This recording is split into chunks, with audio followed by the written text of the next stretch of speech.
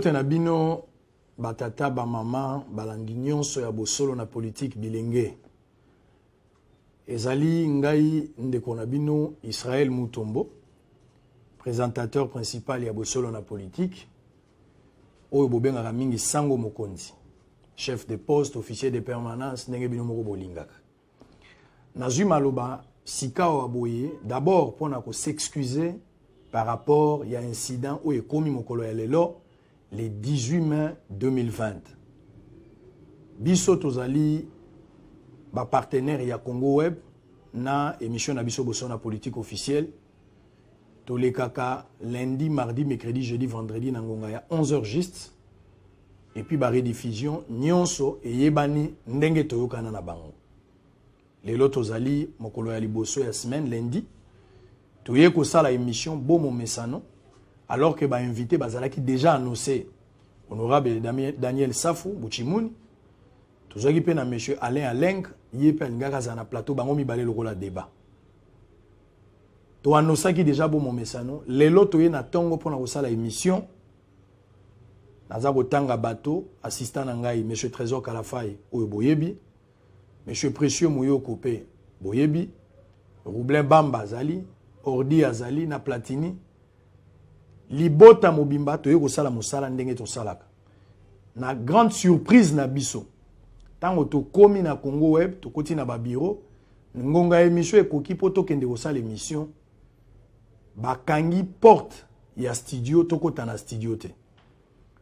Totuni pona nini bakangi porte, raison moko ezali te, mais réponse kaka moko, Gabriel Chabani oyo azali PDG ya Congo Web nde apekisi tokota na studio émission esalamate. Naza koloba yango clair. Ezali raison politique te. Eza makambo ya FCC te, eza makambo ya UDPS te, eza makambo ya MLC te, eza makambo ya ICD te, eza makambo ya UNC te. Individu moko à titre individuel. Monsieur Chabani Gabriel Ndemoto a pekisi biso to sala émission alors que toza na contrat. Toza na contrat na ko expliquer bino ngo pambate lobby mokolo ya mardi toza na conférence de presse pour te to expliquer makambo nyonso oye komeli biso banda to komaka awa na Congo Web ti lelo nesika tozali lobby to ko expliquer bino makambo wana nyonso. Bozwa rendez-vous bolimbisa biso pour na programme ya lelo. Toza ko bunda na lombango mingi pote ba programme na biso ezonga normalement ndenge to salaka yango. Na bombi mingi ya kolobeza lelo te bolimbisa biso pour na incident po monsieur Chabani a humilié biso, a humilié ba téléspectateurs, a humilié ba tata na ba mama ba oyo bazela ka bosolo na politique. Moto akosa yo te za raison politique te oyo ba boyi to salela ezali individu yemoko. Na kombo ya Gabriel Chabani nde aboyi to sala raison ngai na yebite. Lobby na conférence de presse toko bimisa ba vérité nyonso. Na kozala ngai moko te, na kozala na équipe ya bosolo, to kozala na ba avocat pour na ko expliquer problème ko banda jeunesse nango na esika tozali.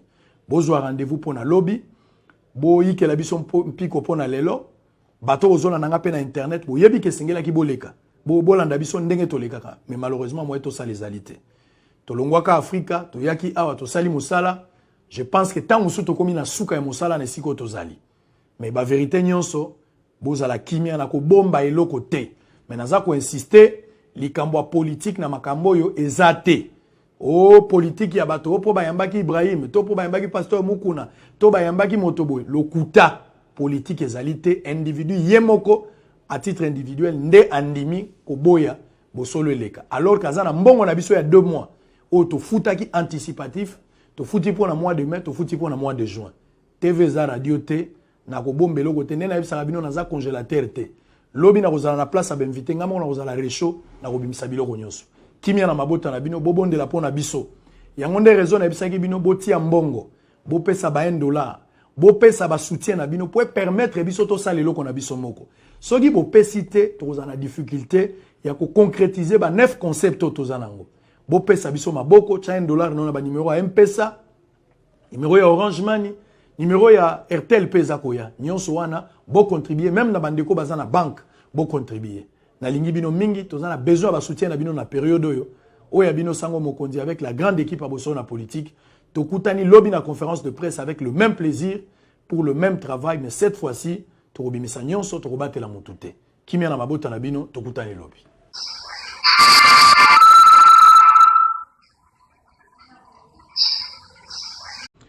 Mbote na bino, batata, ba mama, balandi nyonso ya bosolo na politique bilenge.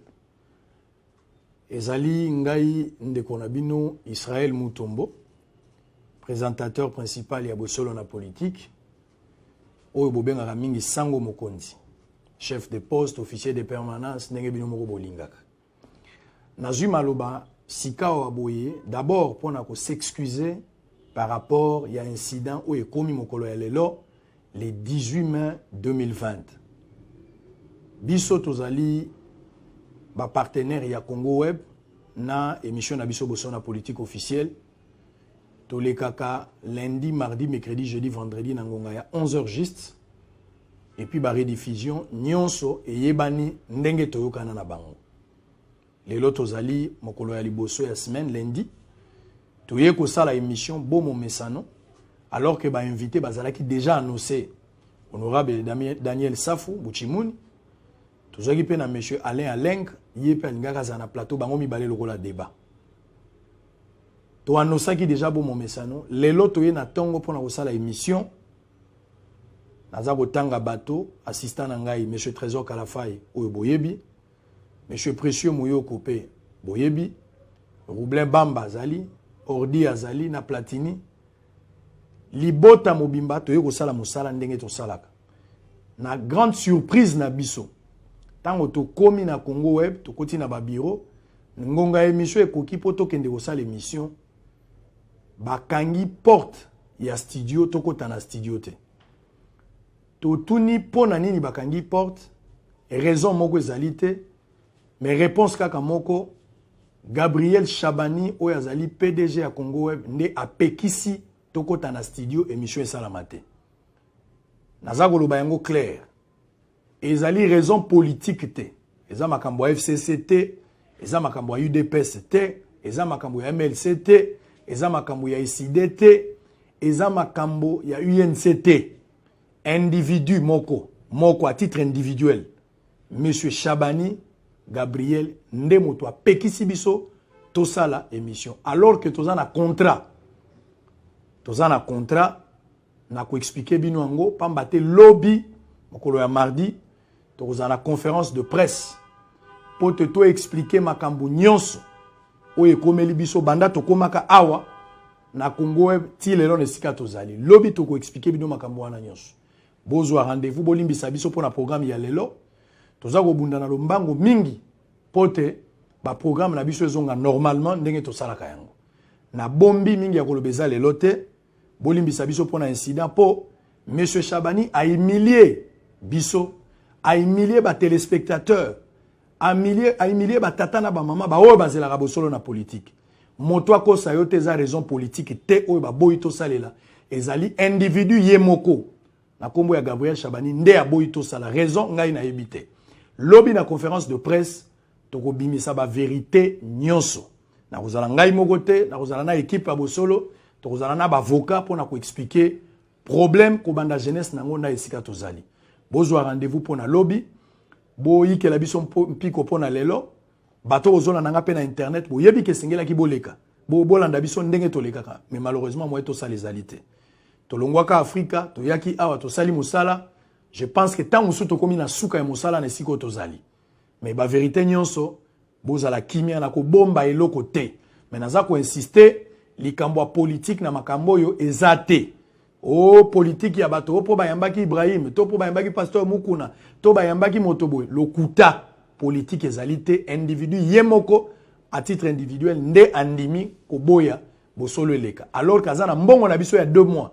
O to futaki anticipatif, to futi pour na mois de mai, to futi pour na mois de juin. TV za radio te, na ko bombelo ko te, nena yebisa bino na za congélateur te. Lobi na kozala na place a benvité ngamo na kozala réchaud na ko bimisa biloko nyonso. Kimia na mabota na bino bobonde la pona biso. Yango nde raison na yebisa ki bino botia mbongo, bo pesa ba $1, bo pesa ba soutien na bino pour permettre biso to sala eloko na biso moko. Soki bo pesite to kozala na difficulté ya ko concrétiser ba 9 concepts to zanango. Bo pesa biso maboko, tia $1 non ba numéro à M-Pesa, numéro ya Orange Money, numéro ya RTL Pesa koya. Nyonso wana bo contribuer même na bandeko baza na banque, bo contribuer. Na lingi bino mingi, tozana besoin ba soutien na bino na période oyo. Oya bino sango mokondi avec la grande équipe à bosso na politique. Tokutani lobby na conférence de presse avec le même plaisir pour le même travail, mais cette fois-ci, tokobimisa nyonso tokobatela mutute. Kimia na mabota na bino, tokutani lobby.